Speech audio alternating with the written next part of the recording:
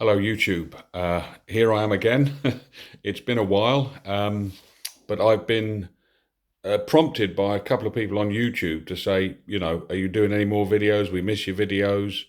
I've taken down all of my videos, but on that leading, I'm going to do a couple more.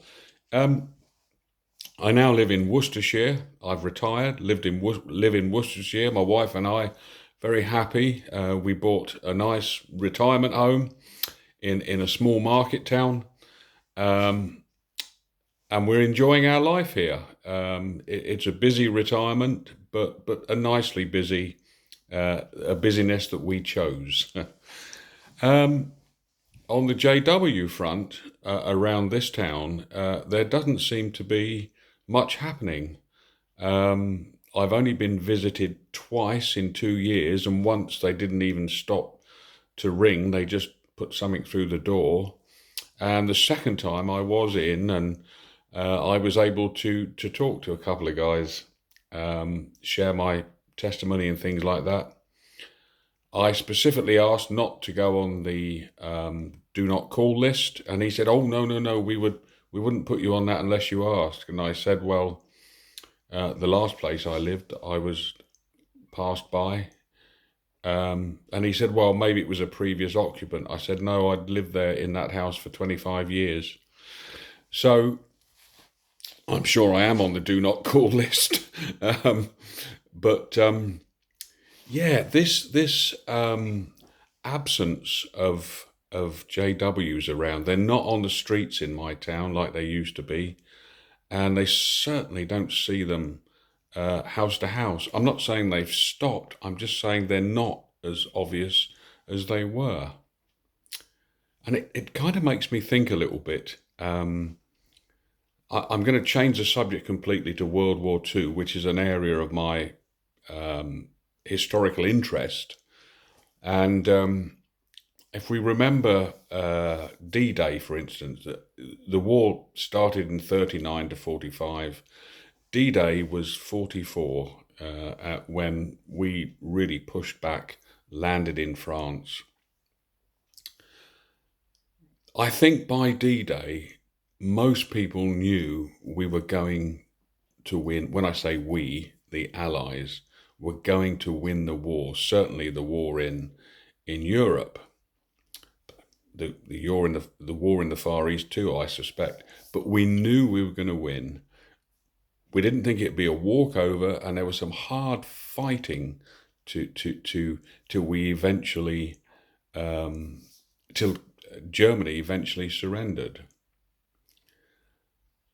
But during that time, those last couple of years of war, when it was so obvious that it was lost for Germany and its allies, the Axis powers, I sensed a kind of double strain going through the Axis powers. There were those that knew quietly it was lost, but couldn't do anything about it and just carried on going through the motions of war, basically waiting for it to come to an end.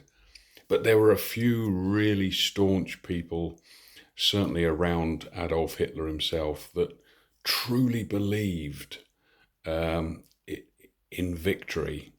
Of course, the nearer we get to the end, the less those people are.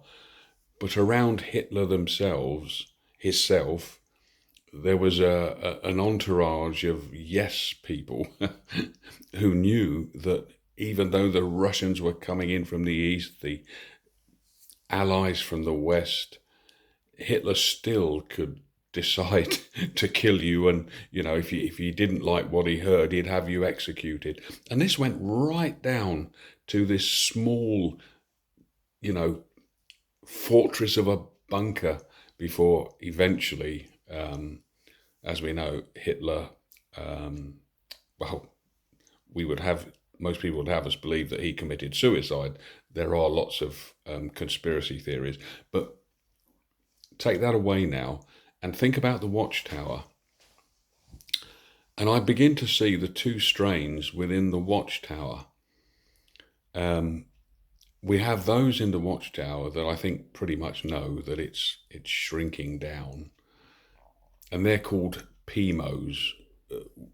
It's PIMO, and it's Jehovah's Witnesses who are physically in, but mentally they're out.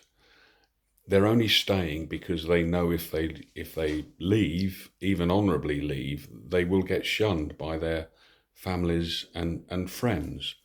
I'll do a separate video on PIMOs, but I honestly believe there are far more PIMOs physically in, mentally out, than we would ever realise. Some PIMOs have told me in some congregations, a third to a quarter are PIMOs, and they're only staying in to keep their family. They don't want to be shunned. They don't want to lose their sons, their mum, their dad, their grandchildren, whatever family. They're going to get shunned. So I believe that there is a huge amount of that going on. There's a huge amount, and it's easier for PIMOs these days because they don't have to report their hours. They just have to tick a box and say they've witnessed. So effectively, you can get away with practically doing nothing. I will do a video on PIMOs going into more depth, but so yeah, I see that that PIMO thing, but I also see the other side. As it becomes more and more obvious with Kingdom Hall sales, shrinking congregations, merging congregations, I still see that hard-nosed Jehovah's Witness who just doesn't believe that it's all coming to an end, that believes the hype of, that they're growing and the merging congregations and selling Kingdom Halls is all strategic. And again, it's a strange paradox of these two strains. But sometimes even those who truly believe it's coming to an end will still stand up and stand for it because they're policed. They often go out in twos. So if you don't toe the party line when you're out on the streets, on the cart, or in somebody's house, your partner will dob you in. So I've been on Facebook quite a lot, and I've written quite a lot of articles. I share articles I consider worth sharing, but I've done a lot on PIMOs and stuff like that, and I do get some really good responses. People saying, "Yeah, that was me. I was a PIMO. I used to do this, used to do that, anything to so I didn't have to talk to anybody." But I'm also getting the other side of it. I get told an awful lot that I'm an apostate. Well, I've never been a Jehovah's Witness. I get told I'm a liar and Satan's helper and from false religion. I get all of that. But it is worth it for the few Jehovah's Witnesses active that do actually contact me and say, yeah, this is where I am. So there we go. I'm not sure where I was going with that. Just to say, I don't think the end for the Watchtower is in sight just yet, but I think we can see we can see the beginning of the end. What did Churchill say at the victory at El Alamein? This is not the end. It's not even the beginning of the end, but it could be the end of the beginning, or something like that. Yeah, I think we are seeing change, huge change, and of course, I think the internet has a huge impact on that. But that's for another day. So this is my introductory talk back into the Watchtower, and I wish you all well, and particularly I wish those PIMO, physically in, mentally out Jehovah's Witnesses, it's an awful strain on them keeping this facade up, just so they won't lose their families. It's awful. So, yeah, treat them well. You never know if you're talking to a PIMO Jehovah's Witness or not. Thank you for listening, and I'll catch you on the next one. Bye.